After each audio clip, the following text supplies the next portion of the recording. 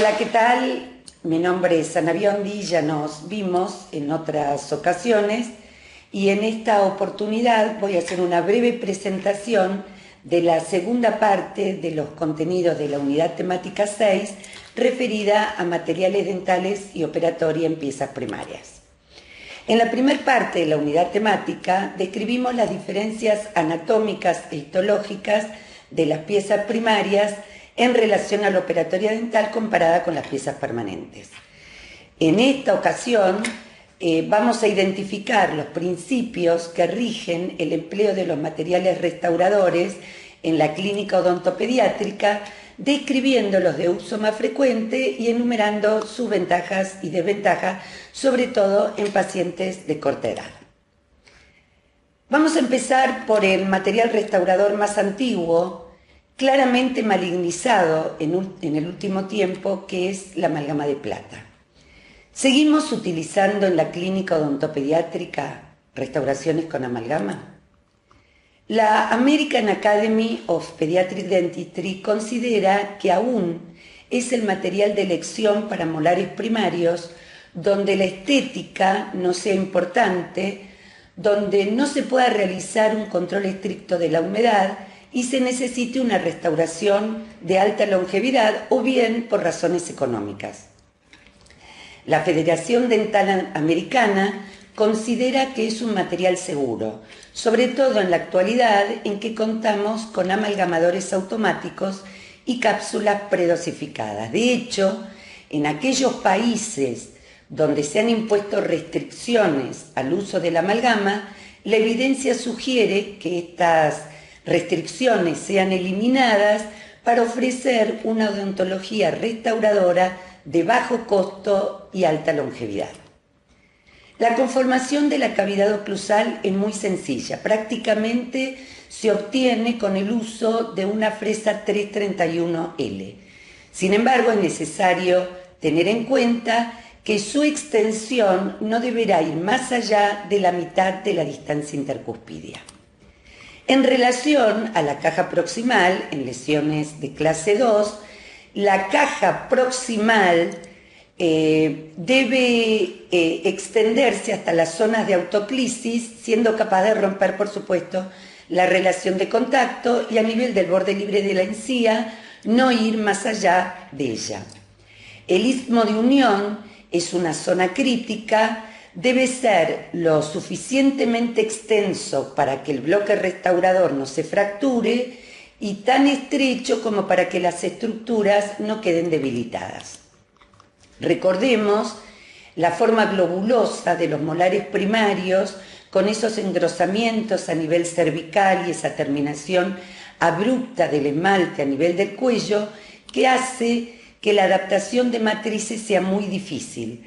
Por lo tanto, siempre deberá usarse matrices acuñadas. La inserción del material debe comenzar por la caja proximal, contra la pared gingival, continuando luego por la caja oclusal y llenando la preparación en exceso para hacer una buena adaptación luego del borde libre superficial. ¿Qué ventajas ofrece la amalgama en odontopediatría? En principio es el material más largamente evaluado, es decir, su comportamiento es absolutamente predecible.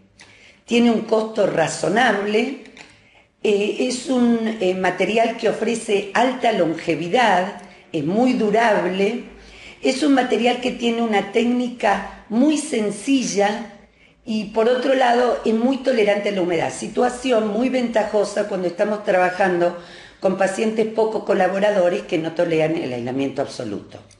Entre las desventajas, por supuesto, tenemos que mencionar la estética, tenemos que mencionar que no libera fluoruros, pero básicamente es necesario utilizar siempre instrumental rotatorio para dar la planimetría adecuada. De esta manera, en algunas ocasiones es necesario utilizar anestesia local. Y por otro lado, no permite preparaciones conservadoras porque no tiene adhesión. Los ionómeros vítreos tienen propiedades tales como la adhesión específica a las estructuras dentarias, una baja sensibilidad a la humedad y liberación de fluoruros. Estas propiedades hicieron que se los asociara fuertemente con la odontopediatría. ¿Pero constituyen la panacea dentro de la clínica odontopediátrica? Recordemos que básicamente todos ellos son una mezcla de un vidrio y una solución acuosa de ácidos polialquenoicos.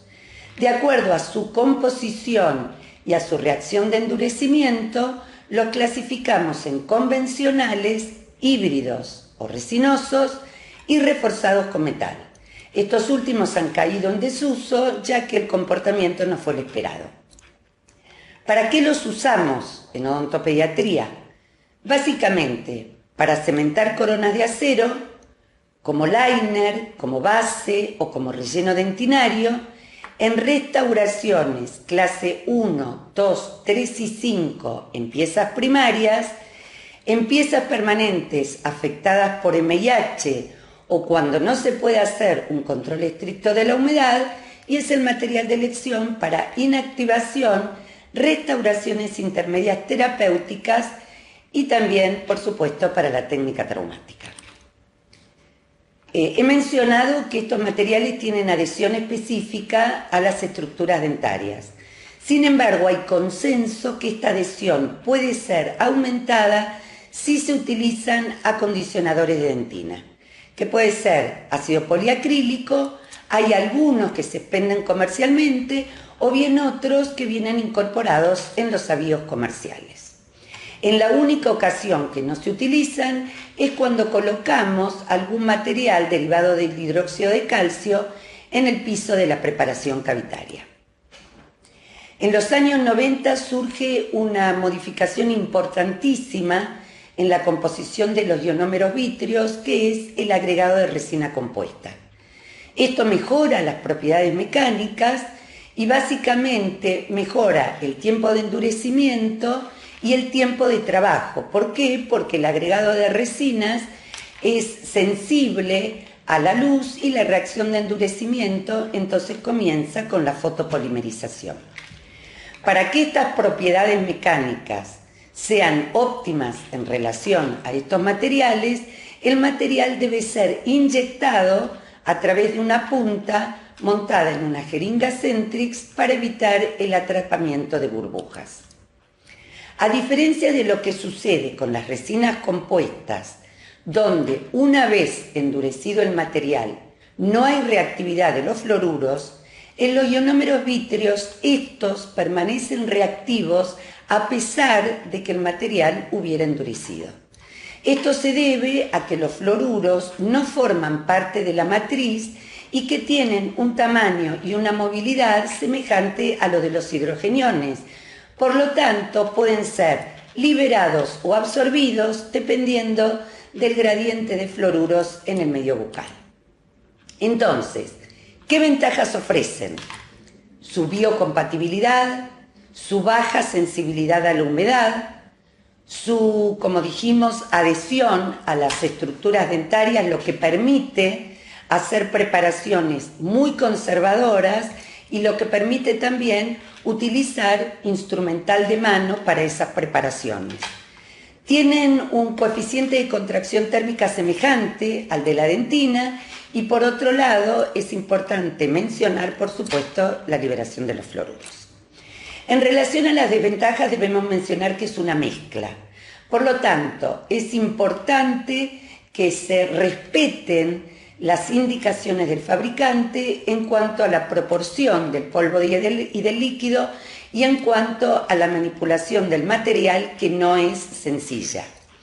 También tenemos que mencionar entre sus desventajas esas propiedades mecánicas que, si bien fueron mejoradas para los ionómeros híbridos, sigue siendo un cemento, y recordemos que los cementos son solubles en la humedad. Tiene una estética moderada y, vuelvo a repetir, una manipulación moderadamente sencilla.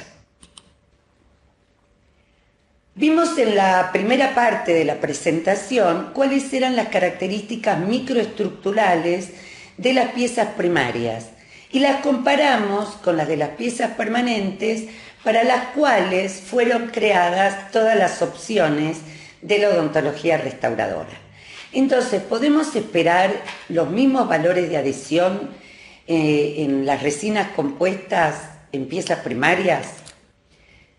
En primer lugar, en el esmalte sabemos que el ácido fosfórico, utilizado 15 segundos en piezas permanentes, ofrece un patrón de grabado muy adecuado. Recordemos que en las piezas primarias existe una zona a varillar o aprismática mucho más espesa y mucho más homogénea que la presente en piezas permanentes, que obviamente va a interferir con ese patrón de grabado. ¿Qué sugiere la evidencia? O bien eliminar esa capa prismática con una piedra y luego grabar durante 15 segundos, o por lo menos duplicar el tiempo de grabado a 30 segundos.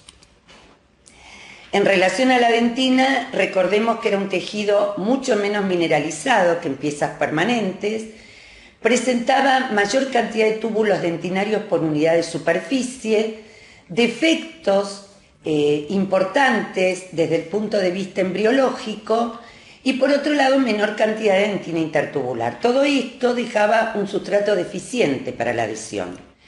Si nosotros utilizáramos un ácido grabador durante 15 segundos en la dentina primaria, seguramente desmineralizaríamos tan profundamente que el sistema adhesivo no sería capaz de infiltrarla. Por otro lado, de esta manera quedarían fibras colágenas sin soporte que llevarían a su fractura posterior. Si nosotros también, según la evidencia, colocamos un ácido grabador por más de 10 segundos en la dentina primaria, las fibras colágenas se desnaturalizan y luego no serán capaces para formar la capa híbrida. De esta manera, lo que sugiere la literatura es llevar el tiempo de acondicionamiento de la dentina primaria a la mitad del tiempo utilizado en piezas permanentes. Es decir, un tiempo de grabado de esmalte al doble, 30 segundos, y un tiempo de grabado de la dentina a 6 o 7 segundos. Estas técnicas se utilizan para el grabado total, para las técnicas convencionales. Y con estas estrategias, de todas maneras, los valores de adhesión que se consiguen en piezas primarias son mucho menores que los que se consiguen en piezas permanentes. Por otro lado, recordemos que en estas técnicas convencionales existe una intranquilidad por el lavado posterior y el secado, que hacen que pensemos si quedó mojado, si quedó húmedo, si quedó muy seco. Y por supuesto es una técnica muy larga y muy meticulosa para ser utilizada en pacientes de muy corta edad. Hace aproximadamente una década la cátedra está trabajando con sistemas adhesivos autoacondicionantes. Estos sistemas tienen en su composición monómeros acídicos que permiten que se grabe, se infiltra y se adhiera en el mismo paso. De esta manera no hay riesgo que queden tejidos sin infiltrar. Se elimina un paso clínico que es el de grabado ácido junto con su lavado y con su secado. Los resultados de estos trabajos de investigación mostraron que los valores obtenidos con la técnica convencional y con la técnica autoacondicionante son semejantes, pero en este caso con una técnica más corta y más sencilla. Para realizarla, obviamente es necesario seguir las indicaciones del fabricante.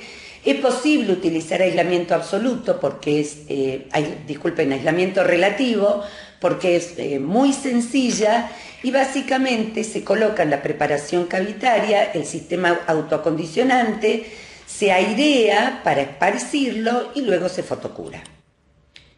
Lo que mostraron nuestros estudios es que la adhesión a dentina con estos sistemas es mayor que la obtenida con los sistemas autoacondicionantes. Sin embargo, por supuesto, la adhesión a esmalte es mucho menor, por lo cual hicimos algunos trabajos de investigación donde utilizamos grabado selectivo. En estos casos, los resultados que obtuvimos a un año no mostraron diferencias significativas entre las dos técnicas. De esta manera, en principio, ambas mostrarían los mismos resultados. Entonces, hoy existen sistemas universales que, por un lado, nos permiten utilizar los sistemas como autocondicionantes. Por otro lado, como sistemas aptos para el grabado selectivo, o por último, como técnica de grabado total. ¿Qué ventajas ofrecen estas resinas compuestas en odontopediatría? Sin duda, excelente estética, excelentes propiedades mecánicas, no constituyen una mezcla, como en el caso de los ionómeros, permiten hacer preparaciones conservadoras porque tienen adhesión.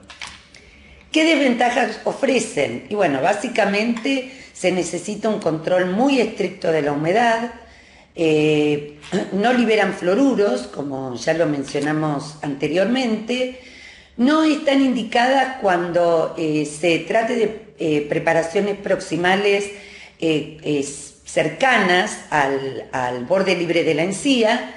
En estas preparaciones no se puede esperar una longevidad mayor a los 2 años, y bueno, no están indicadas también en pacientes de corta edad por esa técnica meticulosa que hay que seguir. Y en esta era de la odontología estética, ¿seguimos utilizando coronas de acero? Estas coronas son los materiales indicados en piezas primarias cuando se trate de lesiones extensas y lesiones subgingivales donde ningún otro material de restauración plástica ofrece buenos resultados. Las hay preformadas y las hay de laboratorio. Y también están indicadas cuando realizamos tratamientos pulpares que dejan una estructura muy debilitada y en pacientes de alto riesgo que ofrecen muy poca colaboración.